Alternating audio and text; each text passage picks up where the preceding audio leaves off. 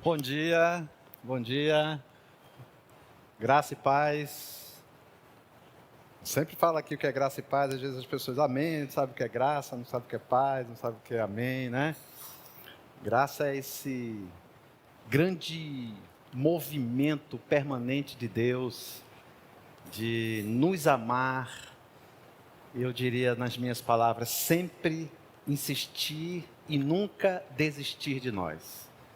Isso é graça, sustentado aí por um Deus que nos ama demais. Então, quando nós falamos graça e paz, a gente está dizendo que essa graça nos alcançou, não por aquilo, pela nossa maneira de existir, pela nossa maneira de funcionar, pelos nossos bons atos, nosso bom comportamento, enquanto filho, enquanto cidadão, enquanto pai, enquanto mãe, né? Mas essa ação de Deus que nos lança um relacionamento permanente conosco, que nós acreditamos e nós estamos construindo dia a dia isso aqui na Vide, que nós queremos levar pessoas a um relacionamento permanente com Jesus. Inclusive, no nosso último raiz, que é o nosso aprofundamento bíblico teológico, né? Como nós não temos escola bíblica dominical, nós optamos em fazermos aprofundamentos bíblico teológicos. Eu falei aqui sobre o que é evangelho. E às vezes as pessoas falam, evangelho é a ação de Deus para nos resgatar do inferno, né? Mas o evangelho é uma busca, é uma ação de Deus, foi uma ação de Deus revelada, manifestada, presentificada em Jesus, para resgatar o bem mais precioso que nós poderíamos ter, que é um relacionamento com Deus. Isto é evangelho. A consequência, e aí tem as consequências disso. A consequência é estarmos permanentemente, né, termos a garantia permanente de estarmos em sua presença, até mesmo como partirmos para um outro momento, para estarmos com Ele eternamente. Né? Então, inferno é o quê? Inferno é a ausência total de Deus, cara. E eu não suportaria isso. Então eu prefiro, dia a dia, buscar um relacionamento permanente com Jesus. E isto é evangelho. Amém? Então vocês estão concordando comigo em dizer amém, né? Temos iniciado essa trajetória aqui sobre oração, vida secreta com Deus. Nós finalizamos domingo retrasado por amor, né? Apresentando com 5 mensagens, falando do amor de Deus. Eu tenho trabalhado aqui os temas, a gente escolhe um tema, eu escolho um tema, e a gente discorre sobre esse tema 4, 5 domingos, para que você, pelo menos, né, com tantas informações, somos bombardeados com tanta informação, e nessas 4, 5 mensagens aqui, você consegue sintetizar, né? Aqueles que fazem parte dos grupos pequenos. Futuramente a gente vai fazer isso também, vamos transformar essas mensagens em livros que vão estar disponíveis na internet. Você vai pagar 10 conto para ter acesso a isso, mas esses 10 reais eu tenho conversado com o conselho, com a liderança aqui, para a gente doar para uma ação, fazendo ação social desses valores que nós vamos vender dos livros, de origem das mensagens de domingo de manhã. Então, deve dar umas 30 páginas, é uma coisa bem sintética. Você tem esse material aí, né, na sua rede, no seu Instagram, no seu computador, no seu tablet, no seu celular, tá bom? Futuramente a gente vai lançar isso. O primeiro vai ser, estou contando aí com a ajuda do João. O João faz tudo aqui, né, João? Nós vamos lançar o primeiro sobre descanso, que foram 5 mensagens sobre o descanso da alma, que vai estar disponível aí futuramente para vocês, formatadinho, tá? E vocês vão poder comprar, e a gente vai escolher, muito provavelmente, talvez, o projeto Sorri, que fica lá no Pará, que são crianças em situação de vulnerabilidade, tá? Inclusive, eu convido você para um dia visitar comigo essa instituição. Abra a sua Bíblia. Enquanto você está abrindo sua Bíblia, vai ter acesso aqui também, tá bom? Eu queria falar sobre o ID. O ID são os 4 passos da Vide. Se você gostaria de conhecer mais sobre a Vide, eu quero conhecer mais sobre a Vide. O que é que a Vide pensa, né? Olha aí, ó. Quem somos, quem é Jesus, o que cremos e como fazemos. Se você gostaria, sem nenhum compromisso, participar do ID, eu ainda vou abrir exceção no próximo domingo. Já estamos no segundo passo, vamos começar o terceiro, o que cremos, e o outro domingo, né, daqui a 2 domingos, é como fazemos. Sem nenhum compromisso, você pode vir participar. As aulas começam às 9 horas, são ministradas por mim, pelo João e pelo Felipe. Felipe, faz assim, Felipe, e o João faz assim, João. Está ali, tá? Nós temos ministrado essas aulas aqui para vocês. Se você decidir, eu quero me tornar membro da vida, você já passou pelos 4 passos, aí você pode se tornar membro da vida automaticamente, se tornar um voluntário da vida, enfim. Ok?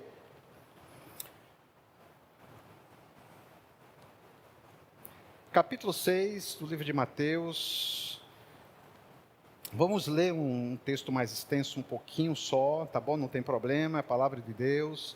Versículos 5 ao versículo 13. Versículo 5 ao versículo 13.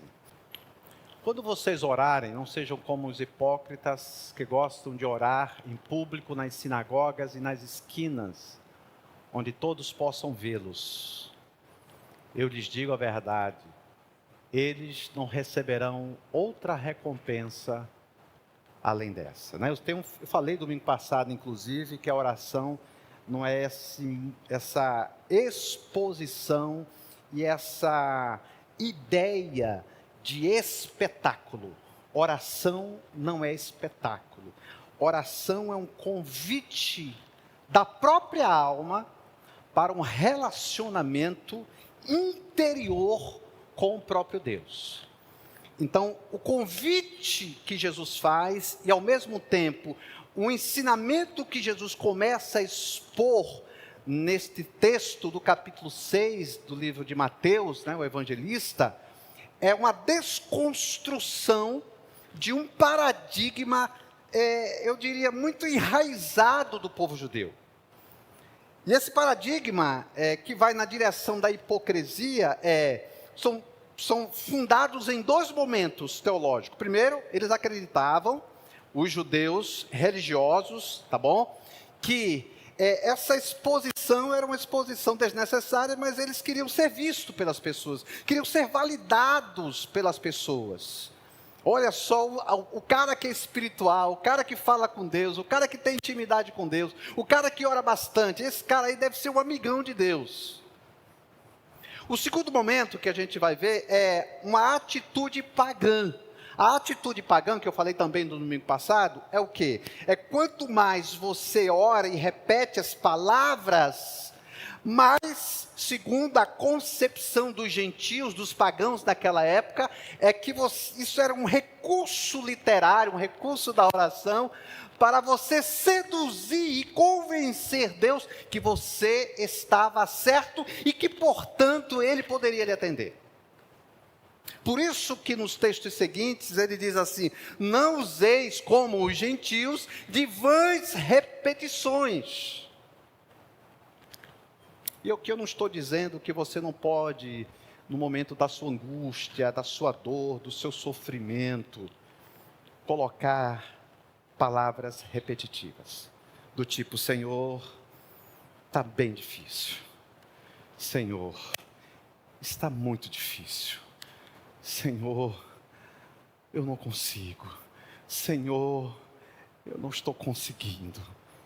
Isto não é exposição de palavras para convencer Deus, mas é o derramamento do seu ser diante de um Deus que acolhe as circunstâncias, o seu sofrimento, a sua dor, a sua angústia, a sua maneira pequena demais para lidar com aquilo que está diante de você. É o Deus que acolhe aquilo que a gente expõe. E eu não estou dizendo que aquilo que nós vamos expor, Deus vai atender.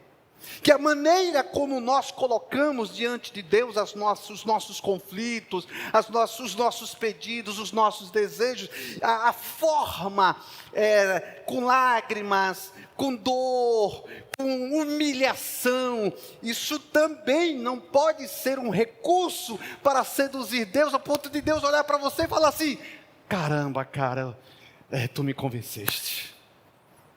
Realmente eu preciso me inclinar ao teu desejo. Eu preciso me inclinar à tua vontade. Realmente você está certo e, portanto, eu vou lhe atender. Não é esse recurso. Não é esse caminho da oração. Inclusive, eu falei domingo passado que a oração, muitas vezes, essa dinâmica religiosa,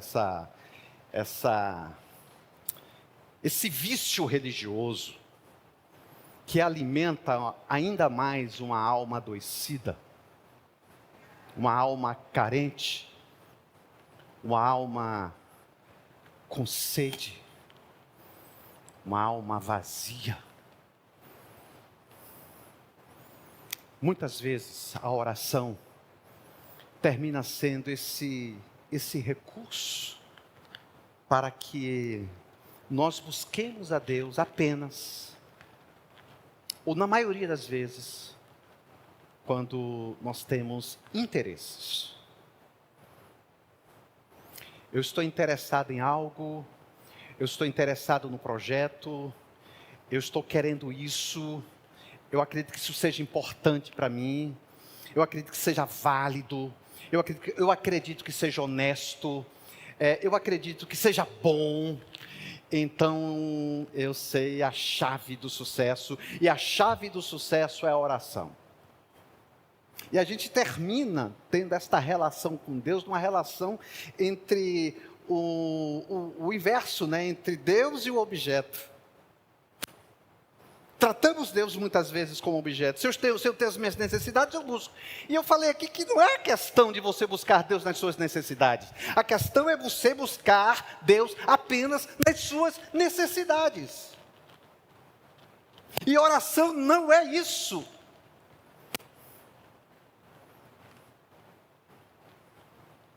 Mas quando orarem, cada um vá para seu quarto, nesse secreto da alma, nesse lugar secreto, nesta alma sofrida, nesta alma vazia, que se encontra no secreto, no interior da vida,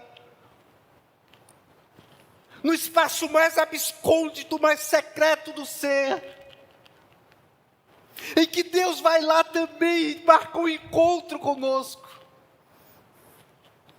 Então a oração é um lugar em que Deus, com luzes, consegue encontrar cada um de nós. Eu costumo dizer, no processo com os meus pacientes, eu digo assim, que a terapia, o que é? A terapia fica tudo bagunçado, é como se fosse uma sala toda bagunçada, porque tem muita coisa ali que foram colocando, e que não faz nem sentido mais para você, mas que você foi abraçando na sua jornada da vida, você foi absorvendo, você foi colocando para dentro, e tem muita bagunça ali.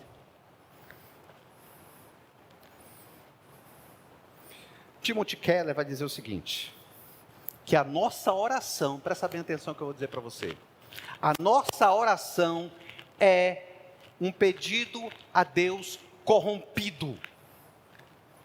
Nossas orações são corrompidas. Pelo quê, hein? Pelos nossos desejos.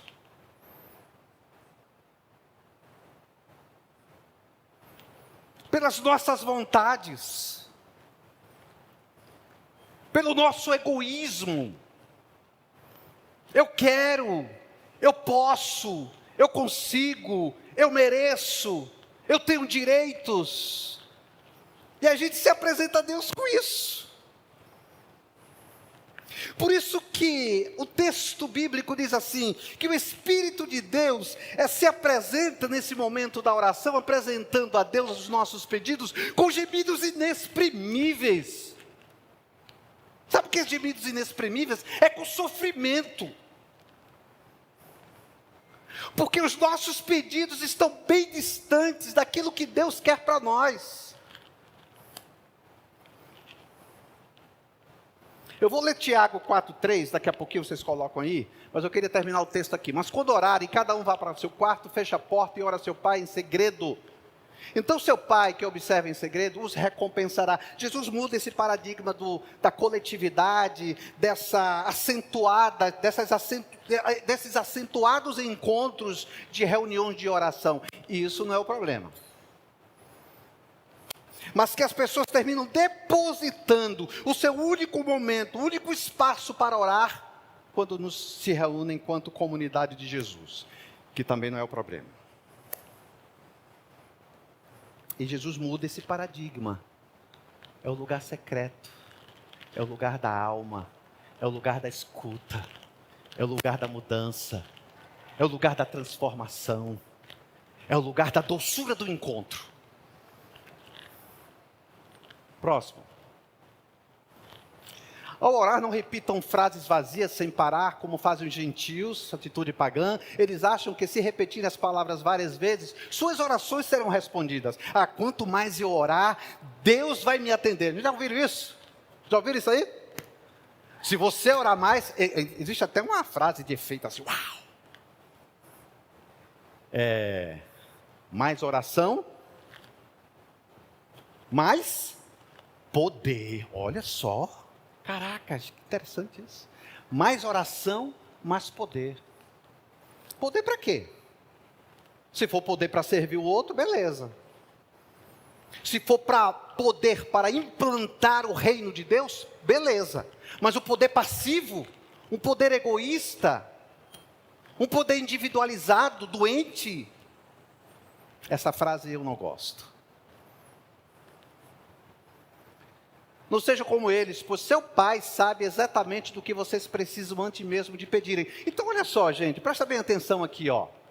A oração, já que a nossa oração é corrompida, que muitos dos nossos pedidos não são pedidos alinhados à vontade de Deus, não são alinhados. Porque ainda somos corrompidos por este mundo. Inclusive Agostinho, né, um filósofo existencial, o Agostinho de Hipona, ele fala sobre a oração existencial, belíssimo a exposição de Agostinho. E ele vai dizer o seguinte, que a gente vive nesse conflito entre mundo, a alma vive nesse conflito, entre esse mundo interior e esse mundo exterior. Por isso que Agostinho vai dizer o seguinte: eu te procurei muitas vezes fora, mas tu estavas dentro. Muitas vezes eu busquei fora, mas tu estavas me esperando no quarto da alma.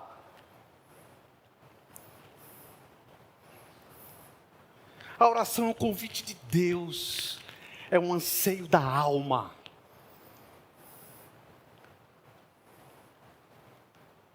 Então a oração não é sobre os meus pedidos, porque eles são corrompidos. A oração é sobre o olhar de Deus para aquilo que está aqui dentro.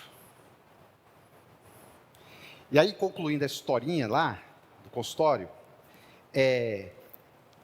a oração é esse encontro que Deus começa a olhar para dentro de nós, para dentro da alma. Ele vai dizer assim, para que esse sofá aqui, hein? Para que tanta bagunça isso aqui, hein? Vamos começar a tirar isso aqui? Vamos começar a varrer isso aqui? Então, ao mesmo tempo que eu falei domingo passado, é doçura, é ao mesmo tempo angústia. Por que angústia? Porque a gente, nesse encontro com Deus, Ele vai tirando aquilo que Ele entende, que não faz nenhum sentido estar ali. Não faz nenhum sentido. Que essa bagunça toda não pertence a mim. Às vezes pertence ao outro. Às vezes pertence à história de frustração que foi construída. Às vezes foram depósitos, né? A alma virou um depósito do outro. O depósito de desejos do outro. O depósito de desejos meus, seduzidos por este mundo. E aí quando a gente se encontra com Deus, gera angústia. Então a oração não é muito sobre o que você vai falar, é sobre aquilo que Ele vai enxergar em você.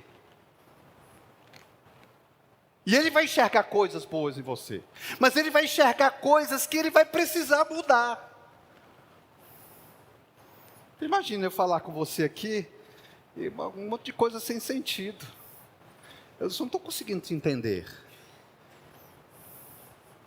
Mas Deus vai lá naquele espaço, diz: é disso que você precisa. Por isso que a oração do Pai Nosso diz assim: seja feita a tua vontade, assim na terra como no céu. Você já fez essa oração? No final, Senhor, eu pedi tudo isso, né? Fiz um monte de pedido, apresentei muita coisa para Ti, né? Mas, Senhor, diante de tudo isso que eu estou te pedindo aqui, eu quero que Tu faças a Tua vontade. Você dá conta disso? Você sustenta isso? Às vezes a gente não fala porque... caramba, será que eu vou conseguir? Poxa, Senhor, eu gosto tanto disso aqui. Eu amo tanto esta pessoa aqui. Dá um jeitinho aqui, Senhor, tá? Enfim. A oração não é sobre a sua vontade. A oração é sobre a vontade dEle. Isto é oração. Venha o teu... Volta aí. Volta aí. Versículo 7, 8. Não seja próximo. 9. Portanto, orem da seguinte forma. Eu só vou ler até aí, tá? Pai nosso que estás nos céus. O Pai que é nosso.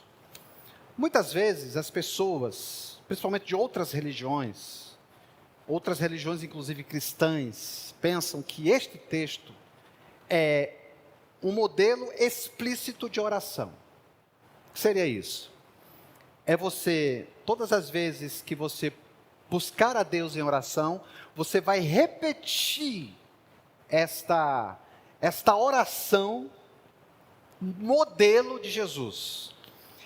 Isso não seria uma oração modelo para te levar para a repetição, porque seria até uma contradição a partir daquilo que Jesus tem ensinado para os seus discípulos, né?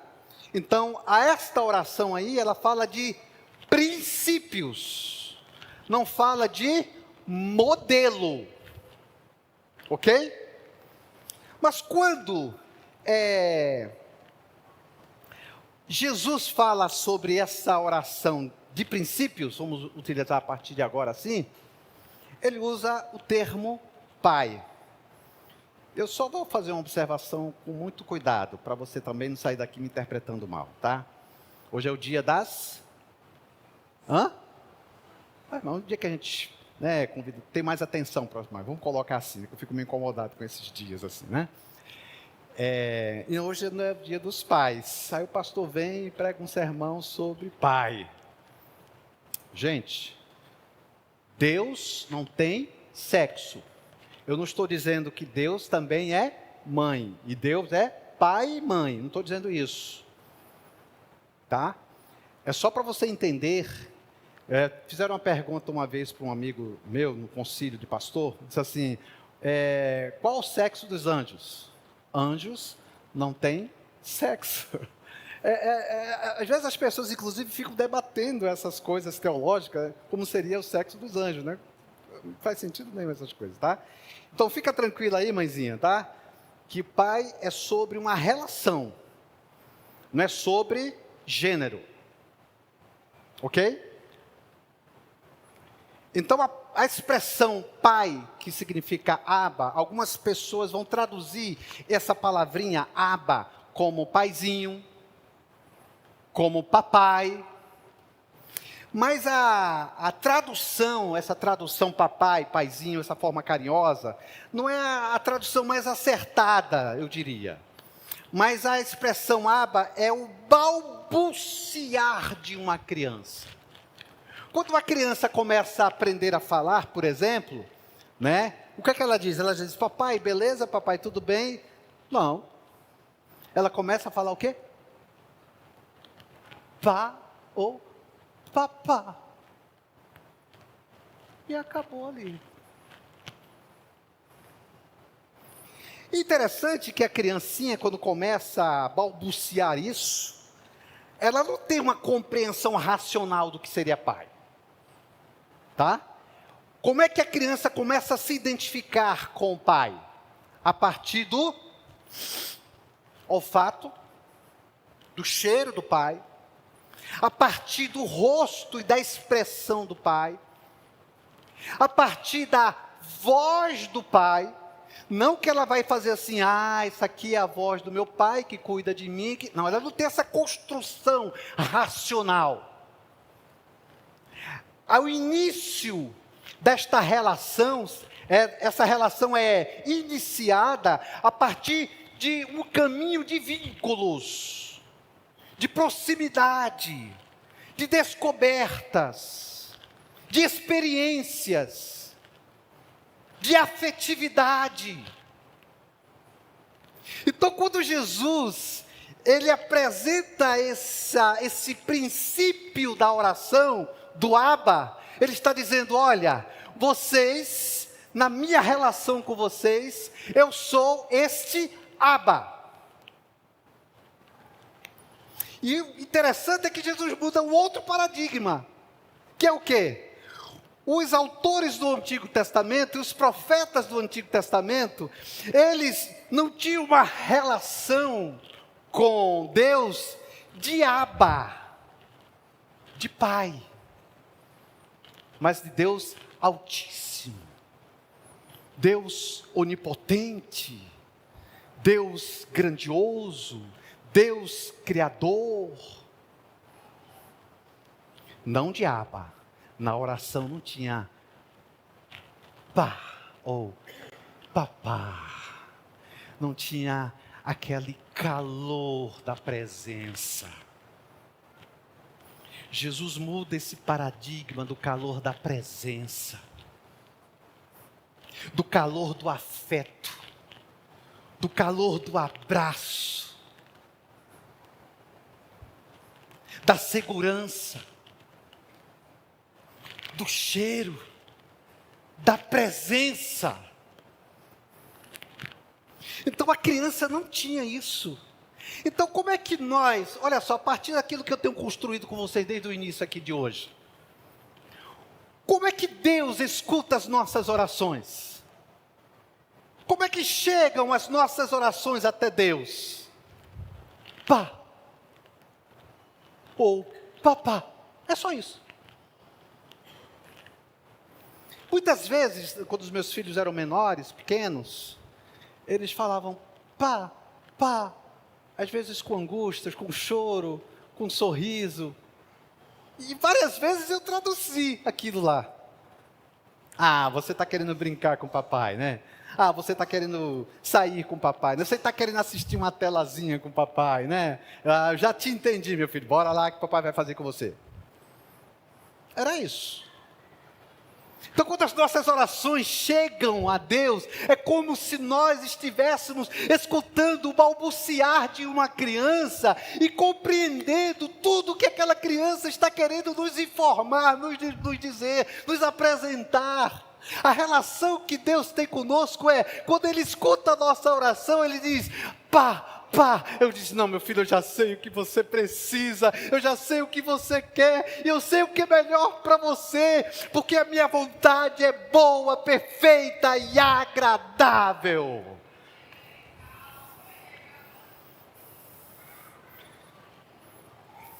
Então, Abba é a expressão exclusiva de Jesus. É uma expressão inaugurada por Jesus na relação com Deus.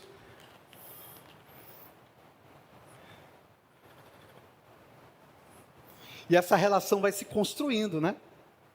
Essa criança vai crescendo vendo o Abba, vai crescendo se conectando com o Abba,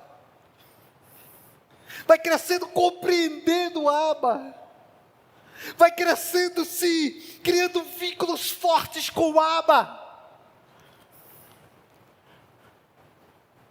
A oração é isso.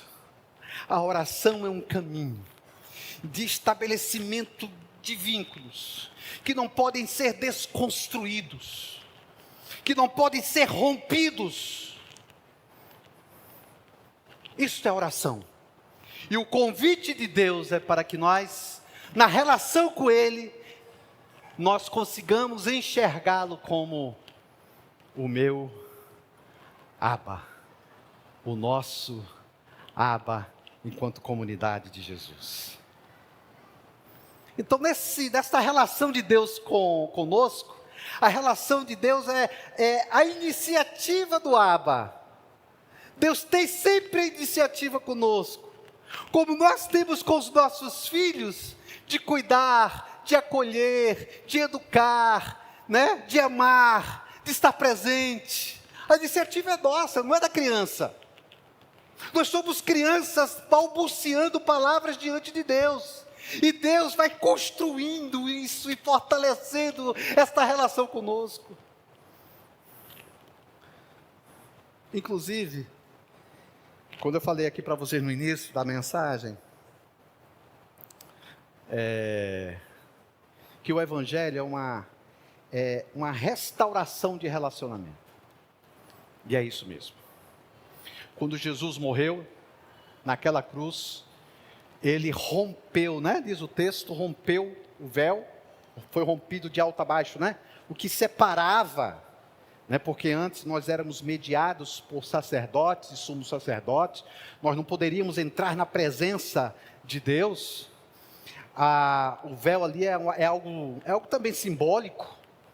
Quando isso se abre, eu tenho um livre acesso com Deus, não preciso mediar ninguém, pastor, padre, nenhum tipo de religioso. Você tem acesso diretamente com Deus. A oração do pastor é forte, não, a oração do pastor é oração de fé, como a sua pode ser também oração de fé. E às vezes eu nem tenho fé para orar. Aí se você me procurar na hora que minha fé está fragilizada, meu amigo, aí você vai se dar mal comigo. Né?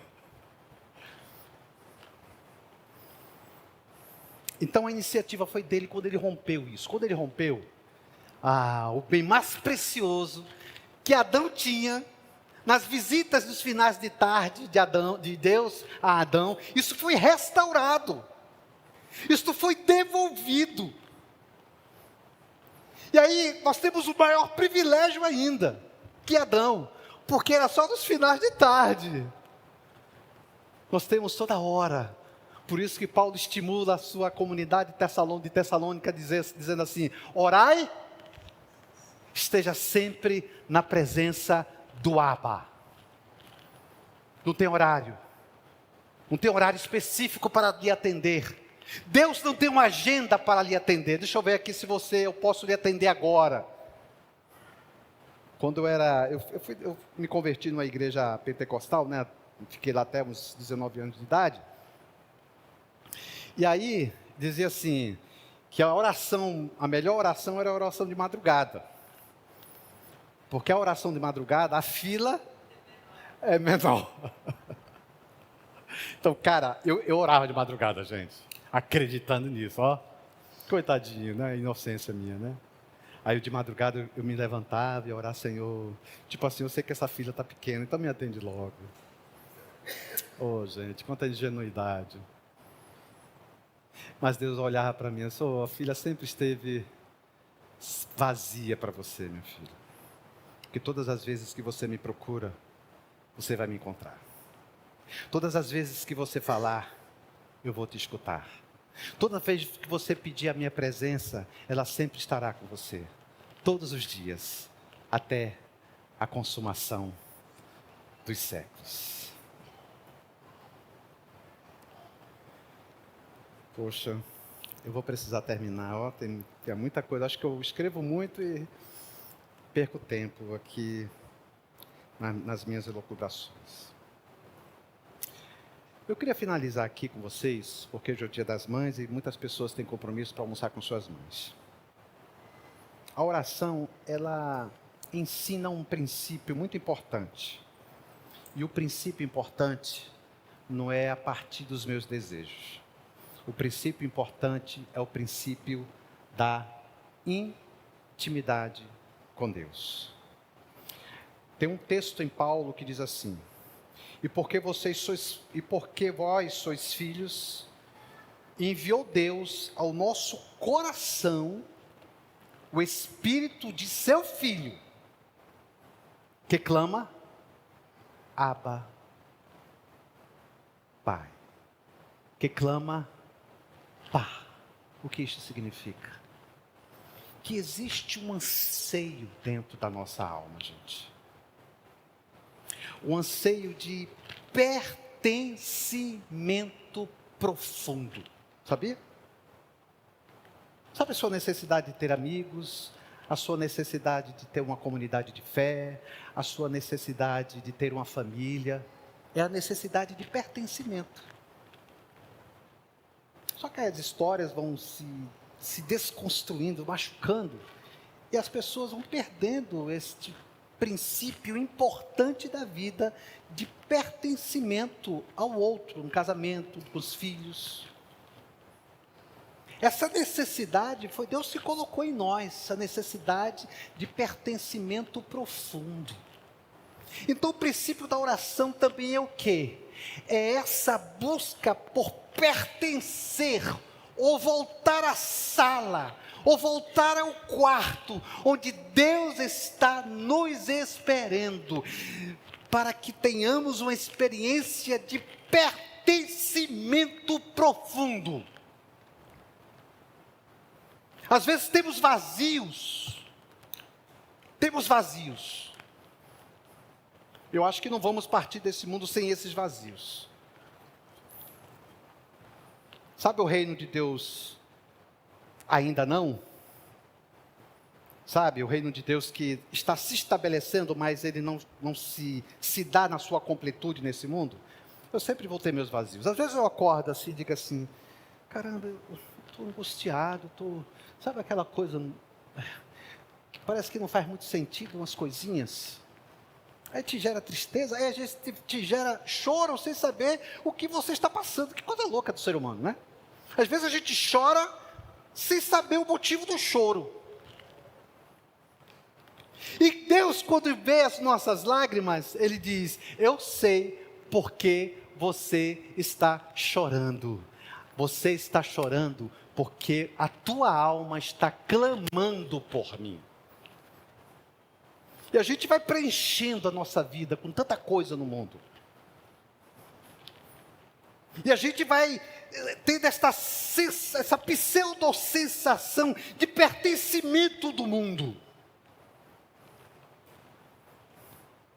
A gente, nessa busca, é como se fosse numa corrida, que tem corredores aqui. Está aqui a linha de partida da corrida. E aí, dá o sinal, e as pessoas correm para o seu alvo, para o seu objetivo final, que é a chegada. Sabe o que a gente faz com Deus? A gente corre num caminho contrário. Porque quanto mais a gente tem essa pseudo-sensação que o mundo é que vai nos dar sentido para a vida, mas nos dá razão de existir, vai apresentar para nós, olha, o sucesso da tua vida vai ser quando você for um cara bem sucedido financeiramente, ou quando você tiver vários cursos de pós-graduação, ou quando você tiver uma família, ou quando você tiver um casamento, cara, aí você vai ser feliz pra caramba. E a gente vai acreditando e vai depositando isso dentro de nós, mas à medida que a gente vai acreditando e depositando isso dentro de nós, a gente vai correndo para o lado contrário da linha de chegada da corrida. A gente vai se afastando do real pertencimento, que é a nossa conexão com Deus, que deve fazer sentido para a nossa vida. Esse resgate de relacionamento foi garantido por Jesus naquela cruz, para que permanentemente tivéssemos uma relação de intimidade e de relação profunda, e de pertencimento profundo, e de ligação inabalável.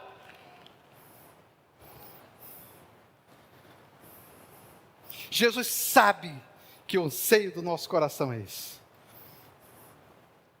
Então não é sobre o que ele escuta, mas sobre aquilo que ele consegue enxergar dentro de nós. É uma experiência entre Deus e homem, que vai além das palavras e da racionalidade humana. Por isso que Jesus diz: Pai nosso. Pá! Eu não vou conseguir expressar tudo que realmente eu necessito. Nossas orações sempre vão ser o balbuciar, vão chegar sempre como um balbuciar para Deus.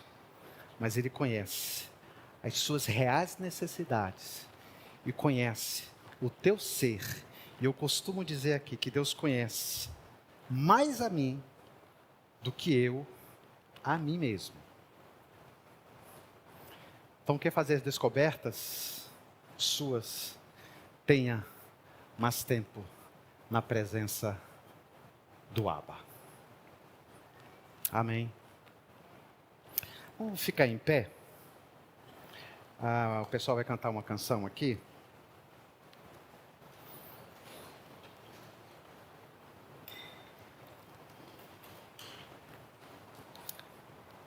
Olha aí para sua mamãe, para o seu papai, para o seu irmão, para o seu amigo. Enfim, olha para eles. Nós temos um Abba. Por mais que as nossas orações sejam corrompidas, maculadas, Ele vai ser sempre aquele pai que vai saber sempre o que de fato nós queremos. E como é bom descansar na sua presença e descansar nele, que sabe todas as coisas sobre nós. Às vezes a gente usa um souvenirzinho, usa uma maquiagem, né, para nos apresentarmos às relações. Com Deus, se apresenta para Ele sem maquiagem, sem um botox da alma.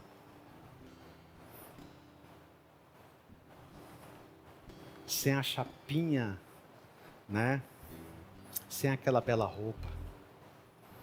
Se apresenta com Deus como você é. Senhor, às vezes eu não tenho vontade de orar. Não tenho. E eu sei que quando nós não temos vontade de orar,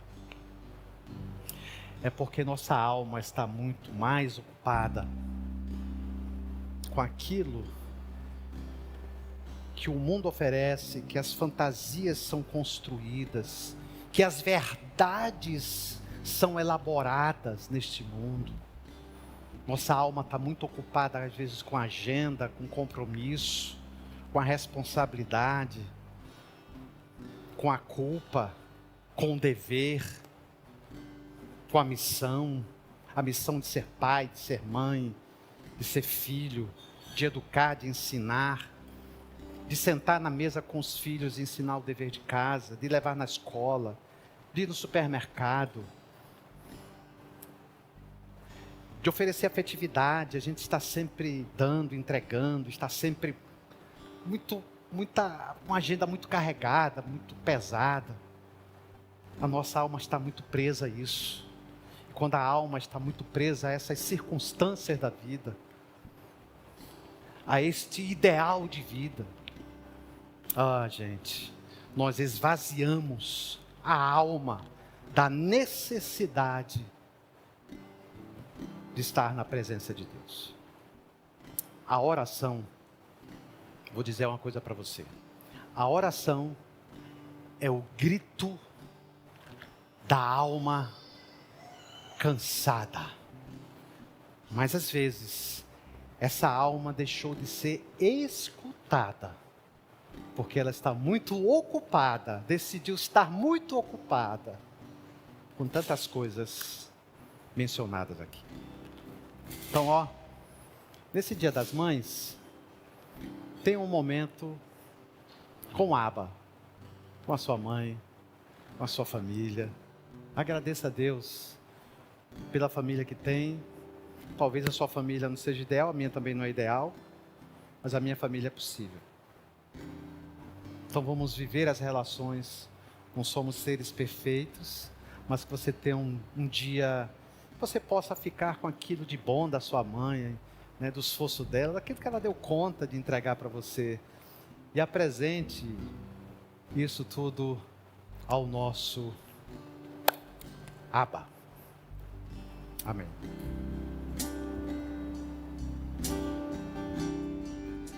Obrigado, Senhor. Obrigado porque tudo que ouvimos nesta manhã, eu acredito, Senhor, que é esse caminho que Tu queres abrir para nós na relação contigo. Desconstruindo alguns conceitos que só fazem nos afastar de Ti. Mas que esse espaço da conexão, esse espaço da abertura da alma, esse espaço em que o Senhor vai enxergar as nossas necessidades, mas também, Senhor, um espaço para um encontro contigo, para aproveitarmos a Tua presença e a partir disto nos lançarmos, Senhor, para o estabelecimento do reino de Deus nesse mundo. Que o Teu reino, através da oração, se estabeleça em nós, mas que se expanda através de nós. Que seja doçura, que seja angústia, que seja encontro. Em nome de Jesus. Amém. Amém.